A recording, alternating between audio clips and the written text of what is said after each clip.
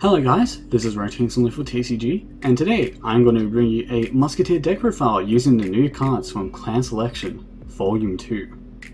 It's a selection or collection, I don't remember, but anyway, it's from numero 2 of the newer one. So yeah, let's get on into the Grade Zeros. You know, the most important part, which I'm going to take like 3 minutes explaining because that's a bit I have apparently. So, first off, you have your starter. We got to explain why this is the good starter choice. So you know, it's a Musketeer. You can return it back to deck with Pharaoh and call it out, so that's important, I guess. If it gets spin back to deck, it's also a Musketeer name. So, you know, there's a reason for not using Osu, you goddamn shiny card whore. So yeah, anyway, that's the starter gone. Anyway, let's get on to the triggers. You know, the things that win you games with bad decks. So we have 4 criticals. Well, you know, 4 non-Musketeer criticals, and then next we have 4 Musketeer criticals. You know what these have that aren't like those? They have Musketeer in the name. So there's some times where you have to call these out just in order to get the benefits of, say, Farah's +1 drive, or Torres Call 2. And that's always a nice thing to just have because you want consistency, and even if it's a trigger, that's still consistency, baby.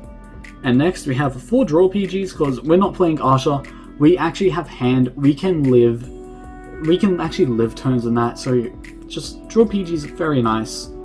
And then we also have 4 of the new trigger from Clan Selection 2, or Collection Selection, whatever, your Heal Guardians. No, the grade 3 triggers that have 15k shield like normal triggers, and have a special effect when put on Guardian and you haven't rode to grade 3 during that fight. So, you know, you get to choose your Vanguard and give it 10,000 power, or you choose one of your opponent's units and give it -2 critical until the end of that battle. So, just a really nice defensive card to have. You can't go wrong with running it in like any scenario really. It's always going to be useful in just preventing the opponent from going, me want to kill you in 1 turn, perish. So, yeah, and also it has a nice anti-damage deniability, where if you have no cards in your damage and you place this from your hand onto rear guard, you just put the top card of your deck into damage. No, you don't get the trigger. You don't get the trigger effect, but that's really not an issue. You don't want to be activating the trigger effect like all the time. Sure, it's a benefit, but what if it's an overtrigger? You know, what if we're playing premium? So yeah, just always nice kind of have, but you probably won't be activating that second skill in Nectar because there's nothing your opponent needs to be afraid of in damage denying you as of yet. We don't have a Katarina anymore, and this is not premium either. So let's just get these out of the way and move on to the grade 1s. And you know, let's just start off with the 6 grade 1s which are not Musketeer named, and they're the only normal units you run that are not Musketeer named. We have 2 Maiden or Sweetberry, just nice card. When placed, call up to 1 plant token on rear guard. And then if your Vanguard's grade 3 or greater, Soul Charge 1. That's always really nice to have that Soul Charge because you have 1, 2, 3, 4? Yeah, 4 cards that Soul Blast in this deck. So just using 1 of each will mean that you have to rewrite at least once in order to get it. So just having the extra 2 Soul Charges potentially will help a lot. And you will be seeing at least 1 every game. It is very unlikely you will not be seeing 1 at all. And we also have 4 Padmini. You also have the run Padmini because, you know, consistency, baby.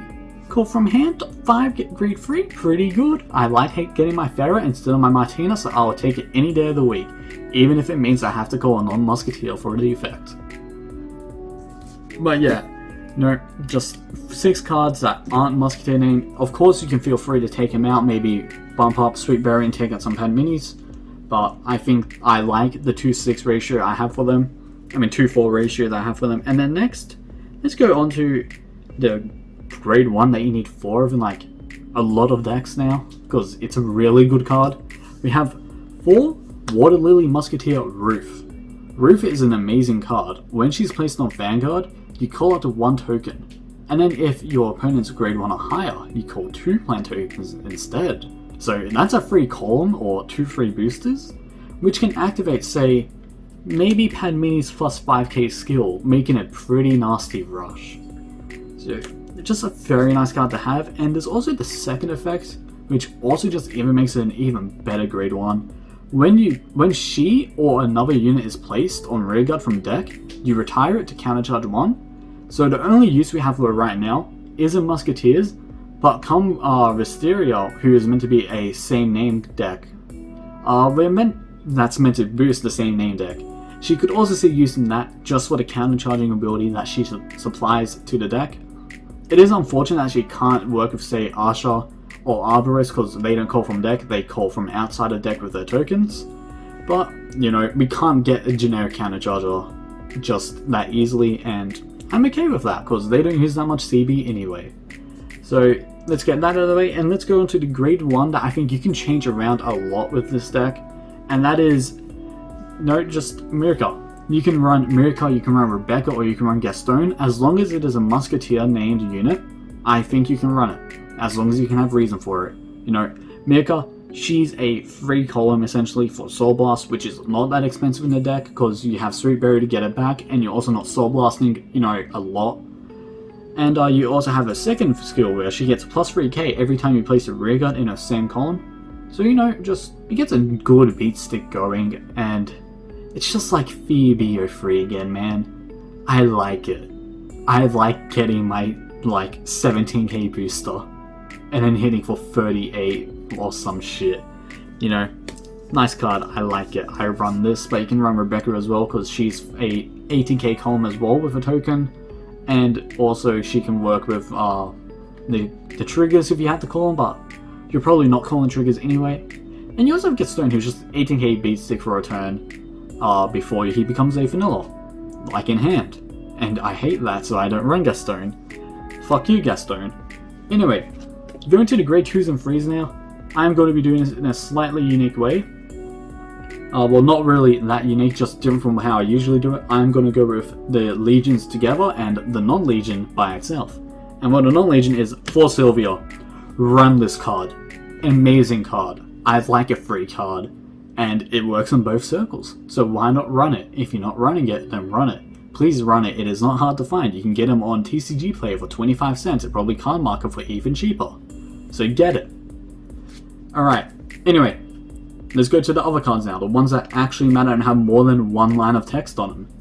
So we have 4, Martina, the Peony Musketeer. You know, just we ignore this skill here. We ignore the what the fuck's an act? Excuse me. You're meant to be a rearguard. Why do you have a Vanguard skill? So yeah, on rearguard during the turn she was placed from deck, she gets 5,000 power and 1 critical.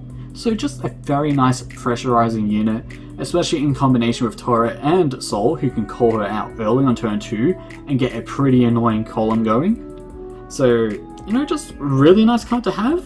Let's ignore that first effect. I'm actually not going to read that because if you ride Martina, I want you to just consider scooping. So yeah, next we have Peony Musketeer Tora. You know, her sister. And her sister is so much better on Vanguard, wow. So when placed on Vanguard or Rearguard, CB1 and retire a Rearguard, which can include herself by the way. And you look at top 3 cards of the deck, choose 2 of Musketeer or any one unit, and call them down to Rearguard, and put the rest on bottom of the deck. So this effect, really nice. Let's say, oh wow, top 3. Oh, I'm a good player.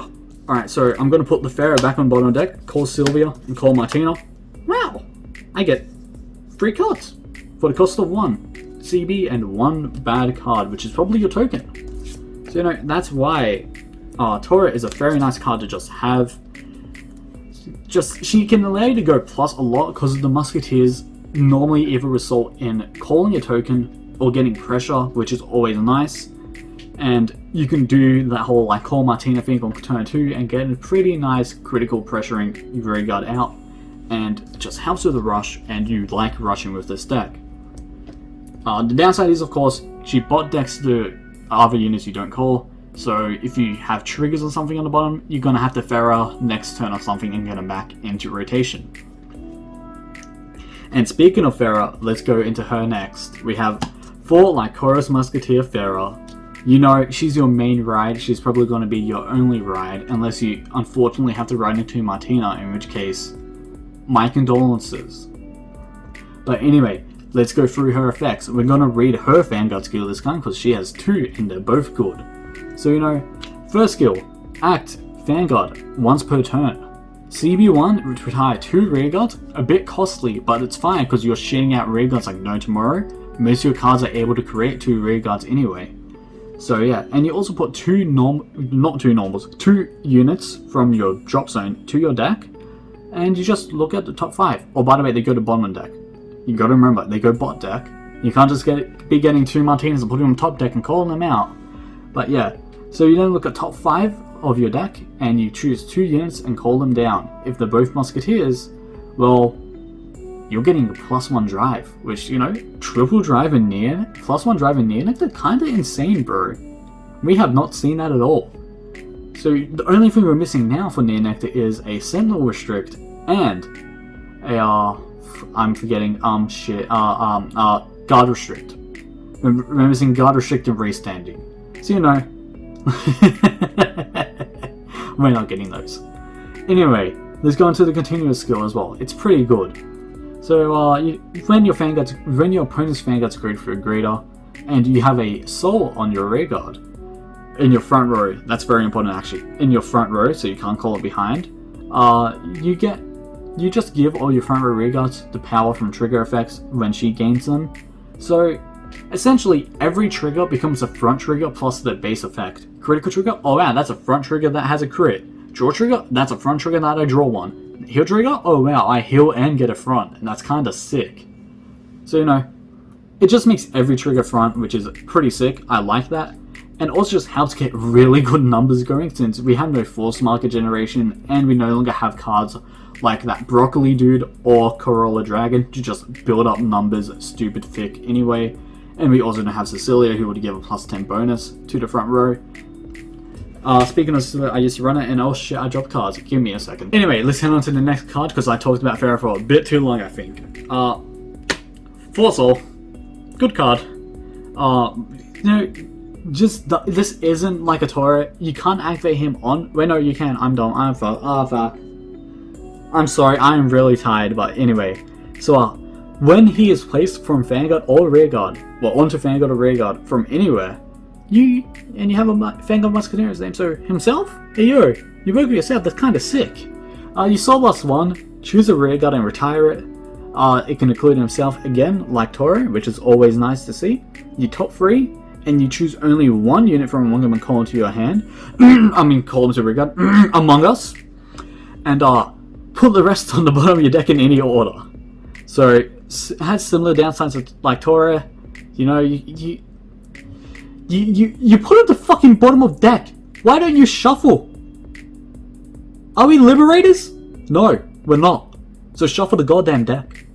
But anyway, he has an additional effect as well. And that is, if you called a trigger unit, you may CB1 and activate all that card's trigger's effect. So, if you call a heal, you're healing 1. If you call a crit, you're critting 1. So you're getting an extra crit. And it's just a really amazing card. Because, did you remember what Farah's continuous was again? She applies all her trigger effects to the front row, well, the power to the front row. So, you're essentially just activating an additional trigger, meaning you're having like 4 drives. I don't know why counting is hard, but this essentially becomes an additional drive, which happens during the main phase, which is really nice. It's just, you want to be using this effect before Farah, because if you use Soul, you know, just power, use skill, call, say, a crit, you get to give the crit and power to Farah, and you're like, alright, know what I'm gonna do? Farah skill, kill the crit, put it back to deck. I lost no trigger during that exchange, and I just got 10k to my front row. That's kinda sick. So, you know, that's a nice thing to always have. But that's the entire deck profile. I know this has been a mess, so Among Us.